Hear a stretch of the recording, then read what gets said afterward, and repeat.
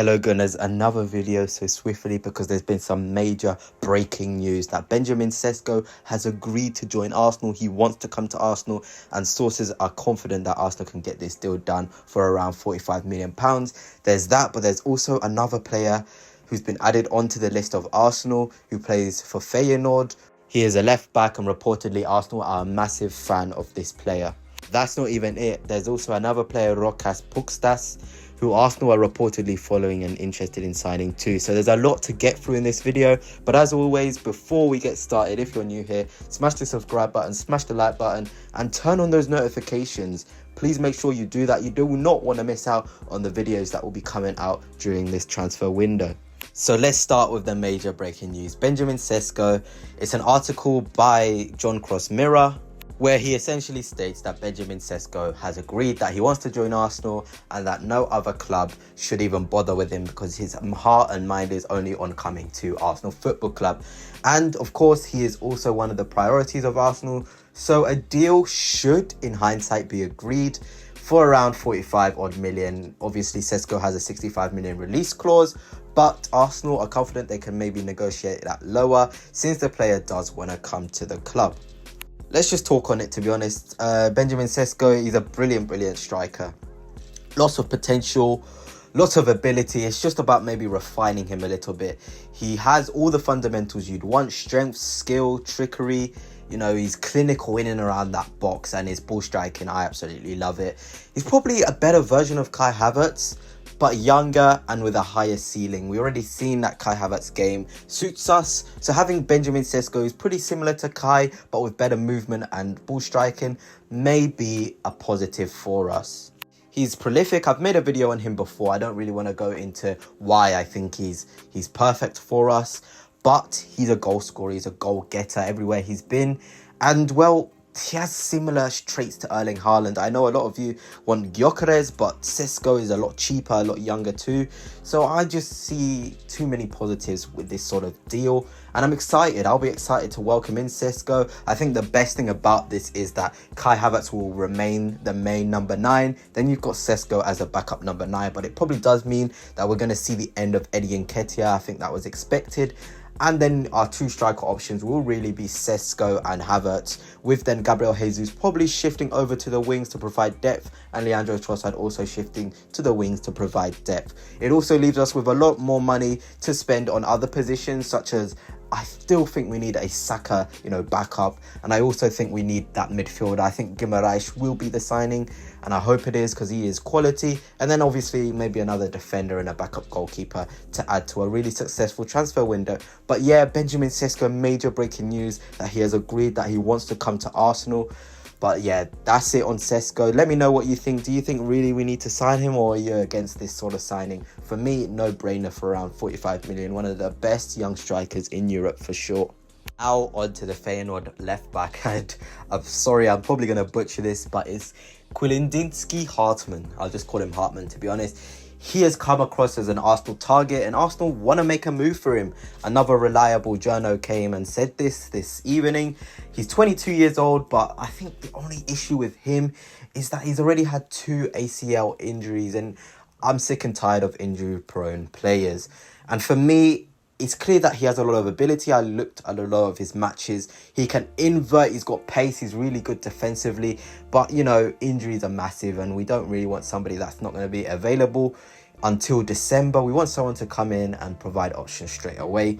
But he's tall as well, strong. He's pretty much the perfect fullback, to be honest, and I can see why Arteta would want him. In that same article, it was said that Arsenal are maybe looking to sell Zinchenko. Bayern Munich are interested in him, and that deal could be done as well. So maybe we could see a little swap between those two this window.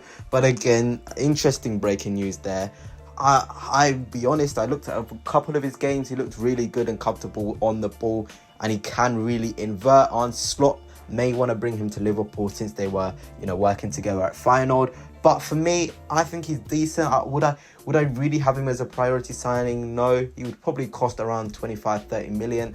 Do we really want to be spending that on a left back this summer? Maybe if it was Jarrell Hato, I would say yes, but for this guy, Hartman, I'm not sure. Let me know in the comments. Maybe some of you have watched Eredivisie and seen that this guy is a lot better than I probably said in this video. But yeah, that's another one of the breaking news that have come out this evening. Before I go on to the next one, Rokas Pukstas of Hajduk Split. I just want to say another news that has come out is that Arsenal will be bringing Mika Biereth on their pre-season tour, and I think this is massive news. Mika Biereth is a quality striker, and it may be, you know, is a dampener for him to see us going for Sesko, a younger striker. It probably means that he won't get the minutes that he probably want. Apparently, the club that he was on loan at wanted to bring him back on a permanent deal, but Arsenal rejected it because they see a lot of potential and ability in Mika Biereth. He is a goal scorer.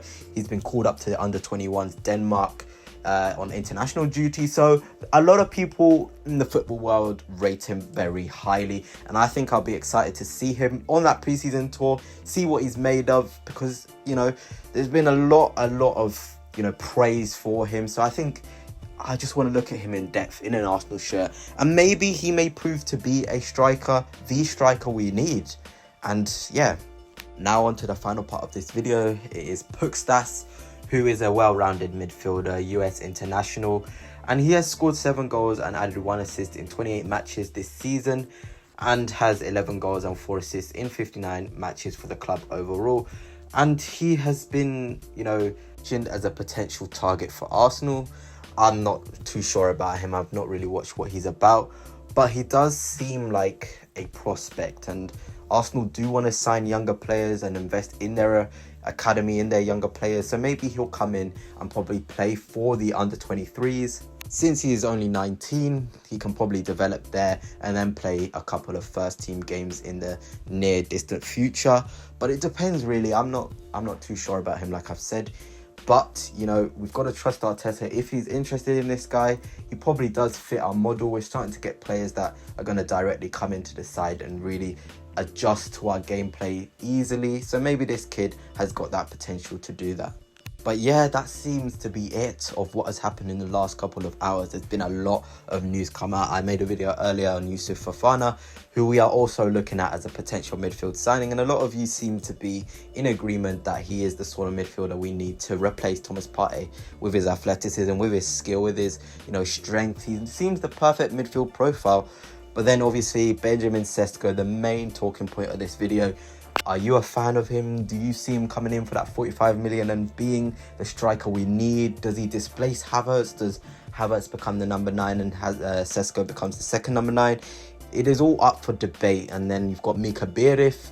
How would he feel having Sesko come in when he has the opportunity to shine in pre-season? Is he going to want to stay after hearing this on the news? It is all up for debate really. And of course, the Feyenoord left back and Pukstas from Hajduk Split. But yeah, gunners, hope you've enjoyed this little update. If you have, of course, turn on notifications, subscribe, like the video, all of that good stuff, and I'll see you guys next time.